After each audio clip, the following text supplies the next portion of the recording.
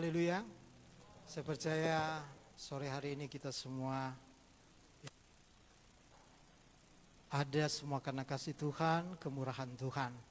Mari Bapak Ibu Saudara langsung aja kita akan melihat seri khotbah tentang kehidupan orang percaya dalam surat 1 Petrus.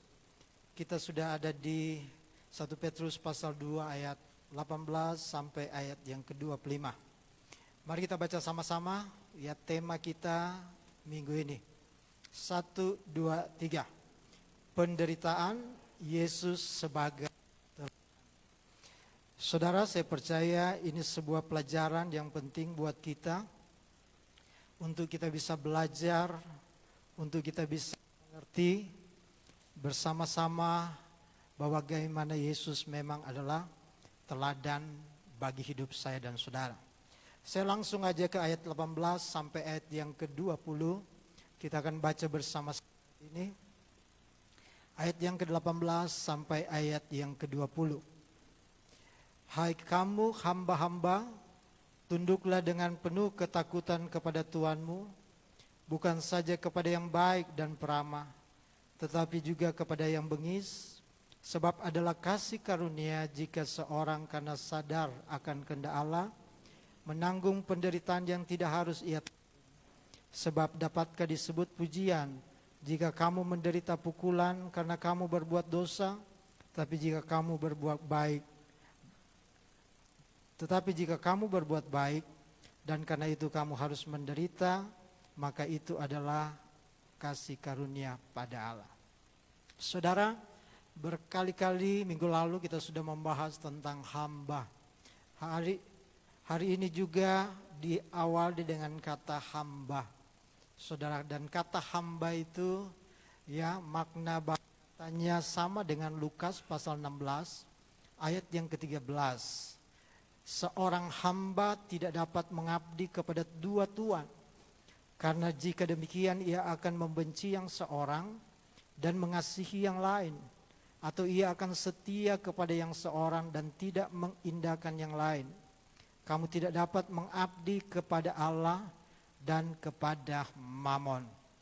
Seorang hamba dia harus mengabdi kepada satu Tuhan. Tidak boleh memilih dua Tuhan.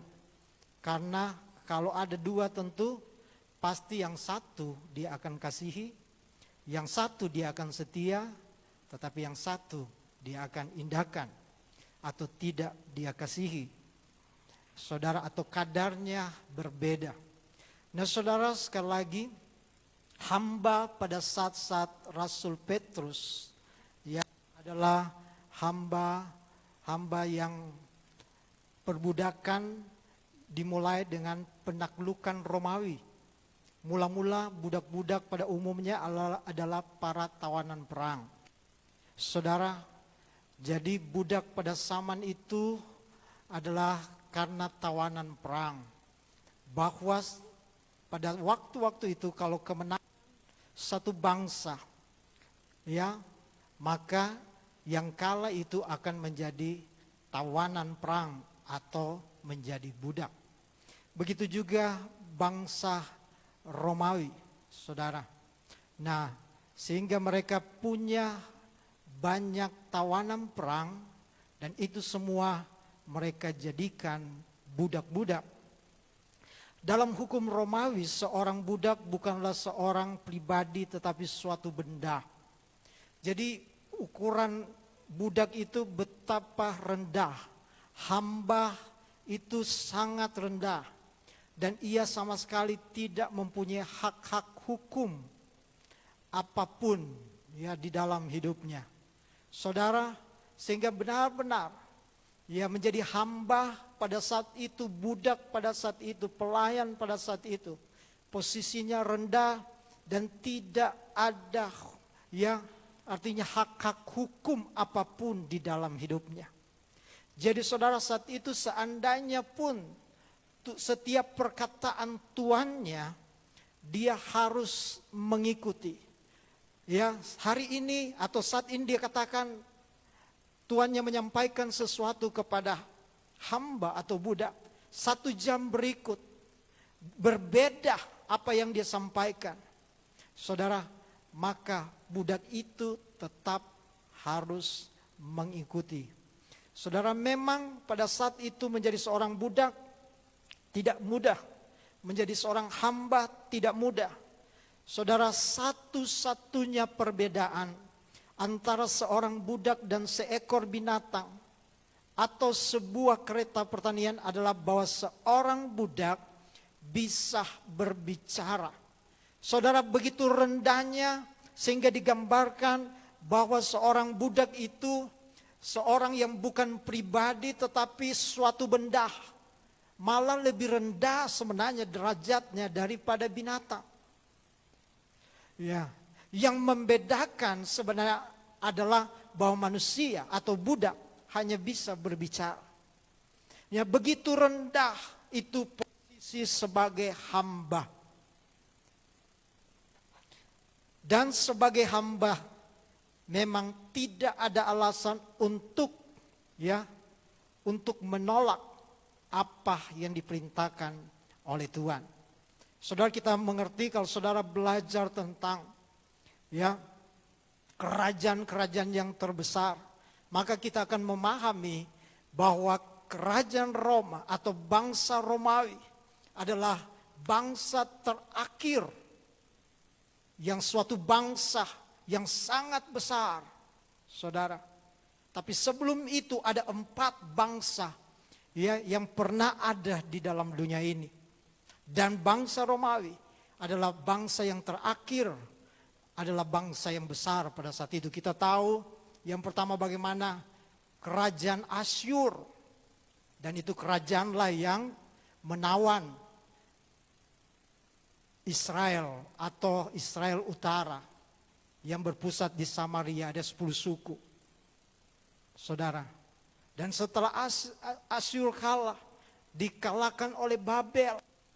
Dan bangsa Babel juga yang menawan bangsa Israel bagian selatan, yaitu yang beribu kota di Yerusalem.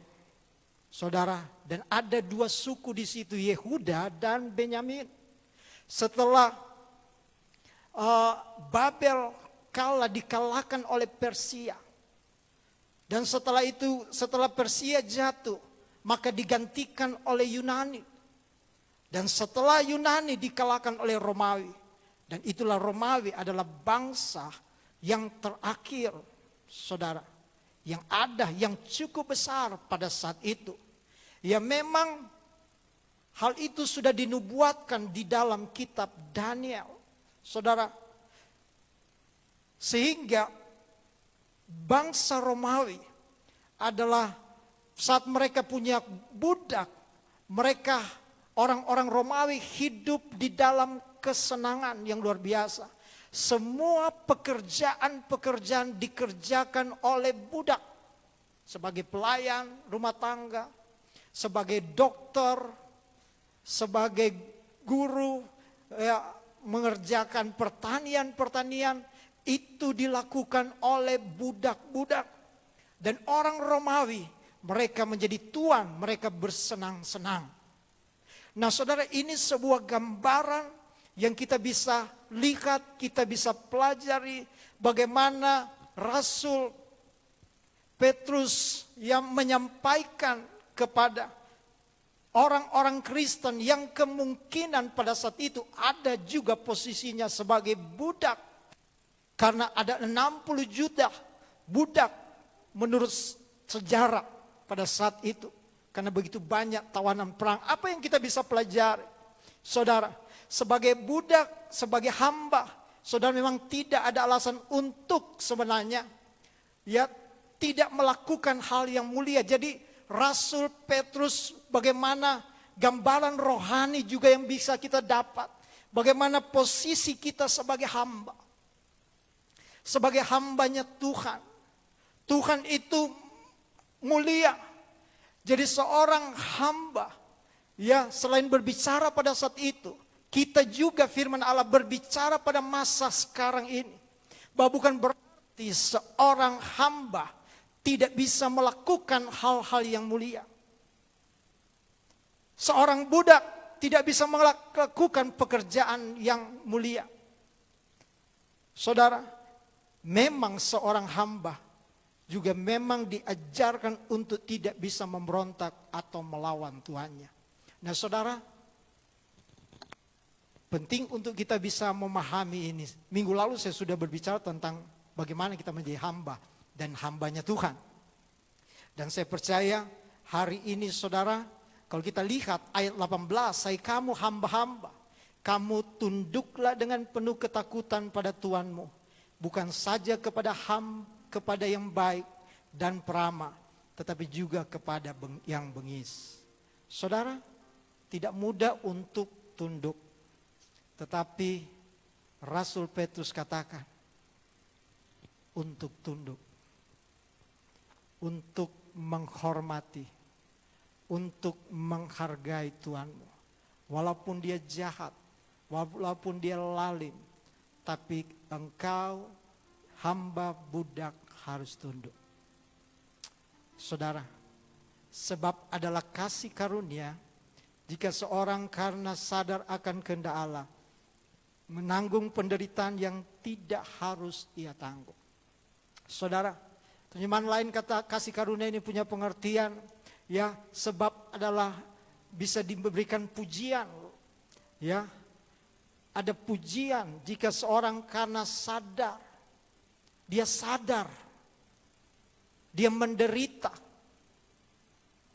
karena dia tahu dia ada Allah, dia ada Tuhan.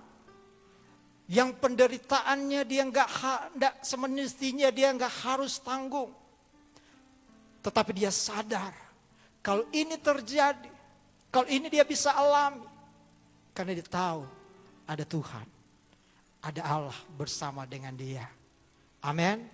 Bersama dengan kehidupan saya dan saudara. Nah, sebab dapatkah disebut pujian jika kamu menderita pukulan karena kamu berbuat dosa? Sebaliknya, apa yang bisa dipuji? Ya, jika karena kita menderita karena kita melakukan dosa, kita melakukan hal-hal yang tidak berkenan. Tetapi jika kamu berbuat baik dan karena itu kamu harus menderita, maka itu adalah kasih karunia dari Allah. Kalau kita melakukan hal yang baik, ya, Rasul Petrus katakan kepada orang percaya, orang Kristen pada saat itu, apa yang engkau harus lakukan? Ya, walaupun Tuhanmu lalim, walaupun Tuhanmu bengis, Tuhanmu jahat, tetapi kamu harus tunduk, kamu harus hormat dengan penuh ketakutan kepada Tuhanmu. Ada rasa hormat. Dan seandainya engkau harus menderita karena engkau berbuat baik, maka itu adalah kasih karunia daripada Tuhan. Saudara, semua kita tidak akan mau mengalami penderitaan. Kita tentu enggak mau mengalami kesulitan. Tetapi saya percaya bahwa Tuhan, kalau kita mengalami kesukaran, kita mengalami penderitaan, kita tahu Tuhan bersama dengan kita. Haleluya. Sekali lagi saya mau katakan, jangan pernah berpikir kalau kita jadi orang percaya anak Tuhan tidak akan pernah mengalami kesukaran. Kesukaran itu bisa terjadi setiap saat, setiap hari, selama kita alam dunia. Tapi percayalah, berbuatlah yang baik, hiduplah di dalam Tuhan, takut hormatlah kepada Tuhan, hargai Tuhan. Maka apapun yang kita alami yang terjadi, Tuhan ada beserta dengan kita. Katakan amin. Ayat yang ke-21. Ayat yang ke-21, sebab untuk itulah kamu dipanggil. Karena Kristus pun telah menderita untuk kamu dan telah meninggalkan teladan bagimu, supaya kamu mengikuti jejaknya. Haleluya, sebab untuk itulah kamu dipanggil. Tuhan tidak memanggil kita untuk tujuannya menderita. Tetapi Tuhan tahu di dalam dunia ini, kalaupun kita harus berhadapan dengan situasi keadaan yang sulit, kesukaran dalam dunia pasti ada. Tapi untuk itulah kamu dipanggil. Haleluya. Saya dipanggil, saudara dipanggil untuk diselamatkan oleh Tuhan. Untuk menjadi hamba Tuhan. Untuk menjadi hambanya Allah. Boleh katakan amin? Haleluya. Dengar dia panggil nama saya. Dengar dia panggil namamu. Dengar dia panggil nama saya. Juga dia panggil namamu. Apa jawab saudara? Ku jawab ya.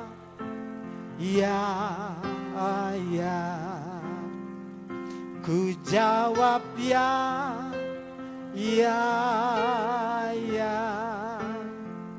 Ku jawab ya Tuhan. Ku jawab ya Tuhan.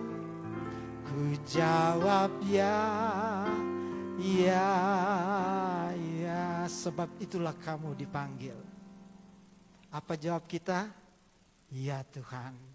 Karena Kristus telah menderita untuk kamu. Kita dipanggil, Tuhan sudah menderita untuk kita. Tuhan sudah memikul penderitaan kita. Artinya di saat kita berhadapan dengan kesukaran, Tuhan memikul penderitaanmu. Tuhan memikul kesukaranmu. Kenapa? Karena Dia telah meninggalkan teladan bagimu. Yesus sudah memberikan contoh bagi kita. Yesus sudah memberikan teladan bagi kita. Bagaimana harus bersikap. Saudara, supaya kita mengikuti jejaknya. King James Version katakan supaya kamu mengikuti langkahnya. Haleluya. Nah, ayat yang ke-22. Di sini saudara kita melihat bagaimana teladan yang Yesus sudah tinggalkan di dalam hidup kita. Bagaimana Yesus menderita buat saya dan saudara. Dan Dia sudah menjadi teladan di dalam hidup kita. Sehingga waktu kita mengalami kesukaran, mengalami kesulitan, maka kalau kita pandang kepada Yesus, jejak-jejak langkahnya kita akan mengikuti. Karena Yesus sudah memberikan contoh bagaimana menghadapi setiap kesukaran di dalam dunia ini. Yang percaya katakan amin. Ia tidak berbuat dosa dan tipu tidak ada dalam mulutnya. Ketika ia dicaci maki, ia tidak membalas mencaci maki. Ketika ia menderita, ia tidak mengancam, tetapi ia menyerahkannya kepada Dia yang menghakimi dengan adil. Yang poin-poinnya saudara yang kita bisa lihat, teladan Yesus untuk kita mengikuti. Yang pertama, tidak berbuat dosa. Amin. Saudara bisa tidak berbuat dosa? Bapak Ibu Saudara yang ada di rumah, bisakah kita tidak berbuat dosa? Kita dengan katakan amin. Saya bisa asal kita mengikuti langkahnya Yesus.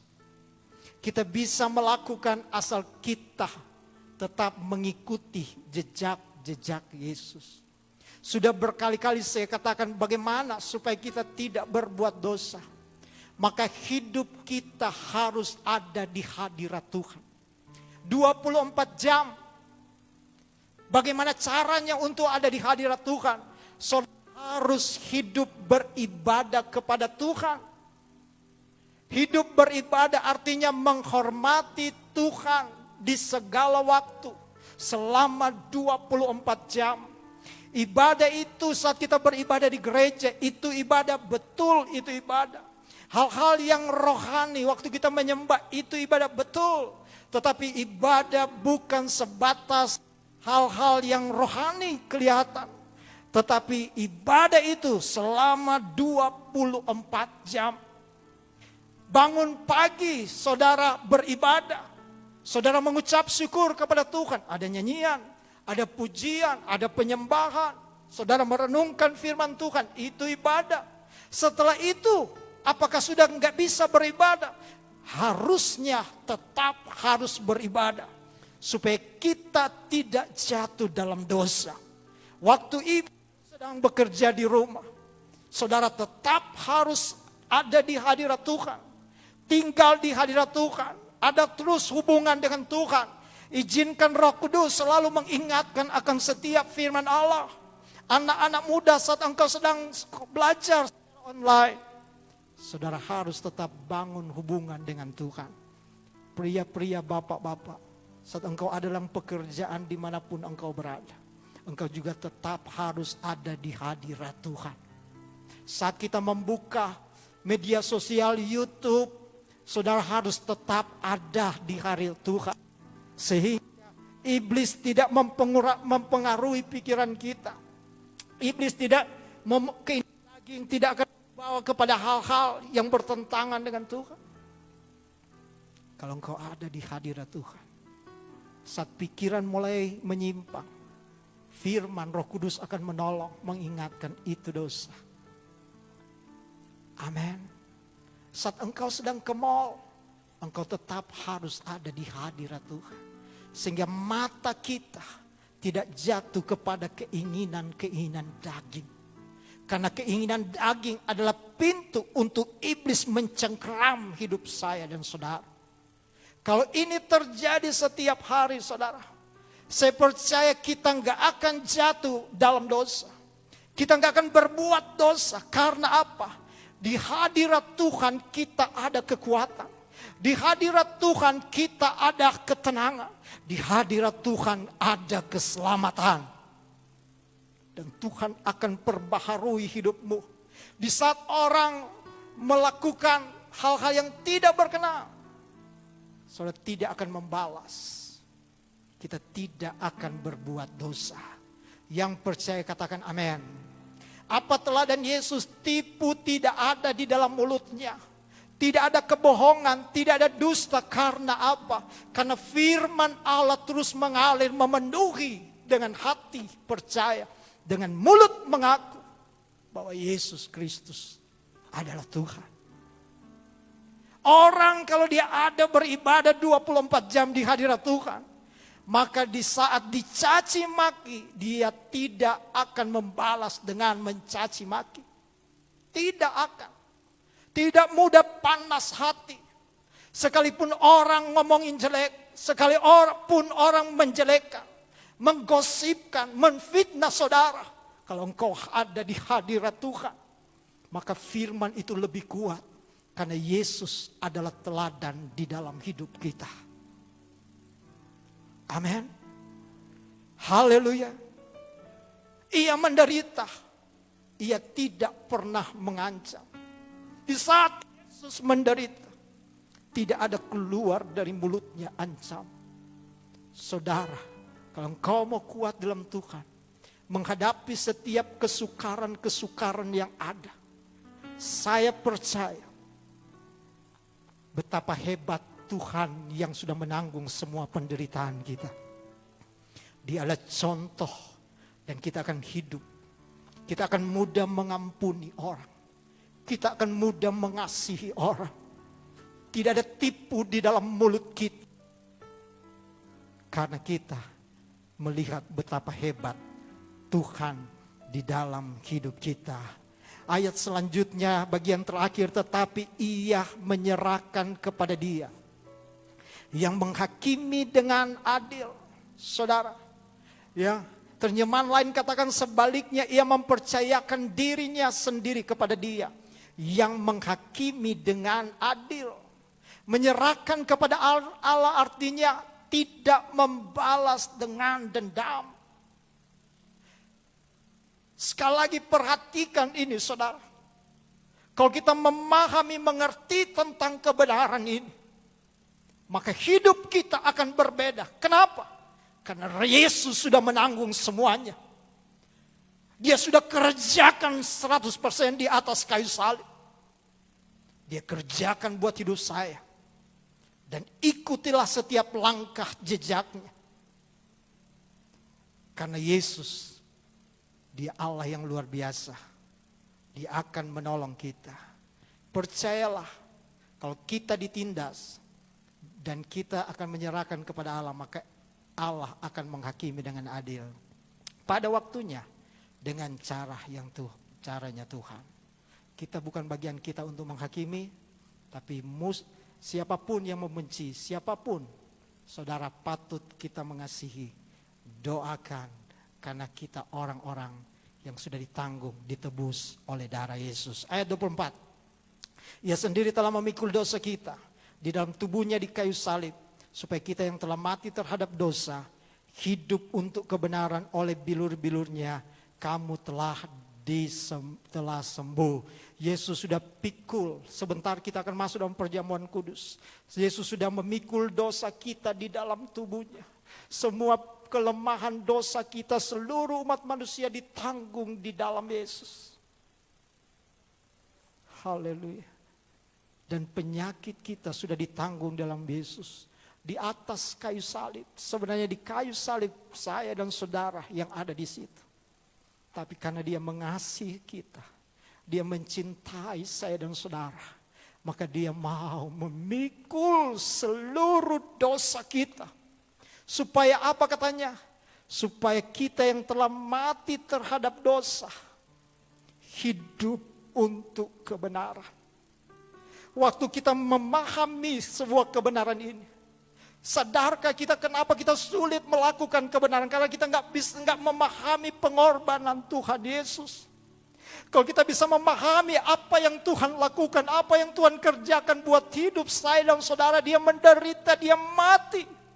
Saudara, penyalipan merupakan kematian yang lambat dan menyakitkan. Tetapi Yesus mau menerima semuanya itu. Hingga dosa-dosa kita berada jauh, disingkirkan dari kita, pergi dari hidup saya dan saudara. Waktu dosa itu meninggalkan, pergi dari hidupmu, maka kita mestinya harus hidup untuk kebenaran. Amin. Haleluya. Hidup untuk kebenaran. Berkali-kali saya sudah katakan, mari lakukan firman Allah. Selama engkau paham tentang hal ini, semestinya tidak ada hal yang sulit. Karena Yesus sudah menanggung semuanya. Harus punya pengampunan, harus punya mengasihi. Apa yang sulit bagi engkau? Yang sulit engkau kerjakan? Persembahan perpuluhan? Persembahan-persembahan lain? Membantu orang? Saudara, apa yang sulit? Dengar baik-baik. Lakukanlah setiap kebenaran firman Allah. Kalau engkau pandang salib itu, darah Yesus yang sangat mahal. Kami tidak bisa membayar. Saudara nggak bisa membayar. Hanya ketaatan kepada firman Allah itulah. Hidup dalam kebenaran itulah. Yang akan membuat kita tahu, mengerti betapa baiknya Tuhan di dalam hidup saya dan saudara. Sehingga hidupmu akan hidup kebenaran bagi Kristus. Rasul Paulus katakan, kalau aku hidup bagi Kristus, mati keuntungan. Haleluya. Ayat yang ke-25. Saya akan akhiri ayat yang ke-25. Sebab dahulu kamu sesat seperti domba, tetapi apa? Sekarang kamu telah kembali kepada gembala dan pemelihara jiwamu. Haleluya, perhatikan baik-baik, diingatkan sekali lagi siapa kita dahulu. Siapa kita dahulu? Kita ini orang yang berdosa. Siapa kita dahulu? Kita ini orang yang hancur. Siapa kita ini dahulu? Kita sudah sesat. Jalan kita sudah menyimpan siapa kita ini dahulu. Kita kotor, saudara. Tetapi sekarang telah kembali. Amin.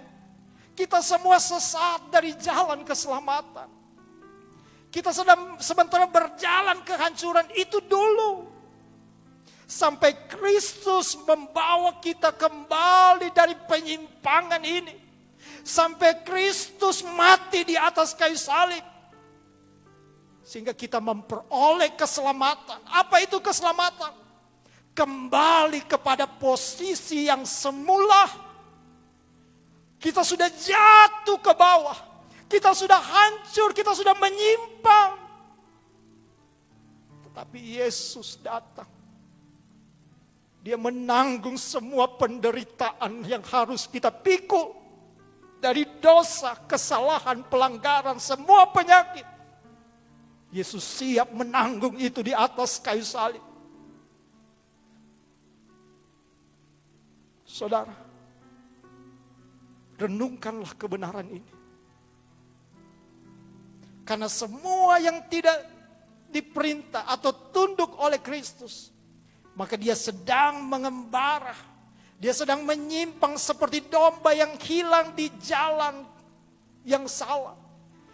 Dengar baik-baik. Orang yang tidak hidup dalam kebenaran. Orang yang tidak melakukan perintah Tuhan. Dia akan terus menyimpang. Dia akan terus menyimpang. Dia akan mengembara di dalam dunia ini. Tetapi dia sedang hilang. Jalannya sudah salah. Sadarlah. Semua yang engkau berikan bagi Tuhan tidak akan bisa membayar darah Tuhan Yesus. Tapi engkau hidup di dalam kebenaran. Melakukan firman Allah. Tunduk pada perintah Tuhan. Jadi seorang hamba tanpa alasan. Tanpa alasan. Saudara mau mengampuni tanpa alasan. Saudara mau mengasihi tanpa alasan. Saudara mau memberi tanpa alasan. Amin. Haleluya. Banyak orang, waduh kalau saya memberi, bagaimana hidup saya? Tuhan tidak pernah meminta kalau engkau tidak punya apa-apa. Saudara, Tuhan tahu. Tapi firman Allah katakan, orang benar tidak, pemazmur katakan dia tidak pernah melihat, dia meminta-minta. Saya percaya orang yang melakukan perintah Tuhan, orang yang hidup dalam kebenaran, tidak akan pernah ditinggalkan Tuhan. Hiduplah sesuai dengan kehendak Tuhan. Jemaat yang ada, mari jadilah murid Kristus. Pemuridan diajar melakukan perintah Tuhan. Haleluya. Kita tunduk jadi hamba sampai benar-benar hidup kita lewat melakukan perintah Tuhan untuk kemuliaan nama Tuhan. Terima kasih. Tuhan memberkati kita semua. Saya akan akhirnya coba, ya ada quote dari Max Lucado. Ya mungkin Bapak Ibu sudah pernah baca, tapi ini kalimat luar biasa. Coba kita baca sama-sama. Jika kebutuhan terbesar kita adalah informasi, Tuhan mengirim seorang pendidik. Jika kebutuhan terbesar kita teknologi, Tuhan mengirim seorang ahli sains. Jika kebutuhan terbesar kita uang, Tuhan mengirim seorang ahli ekonomi. Tetapi karena kebutuhan terbesar kita adalah pengampunan, maka Tuhan telah mengirim seorang juru selamat kepada kita. Itulah Tuhan Yesus Kristus yang mati buat saya dan saudara. Haleluya.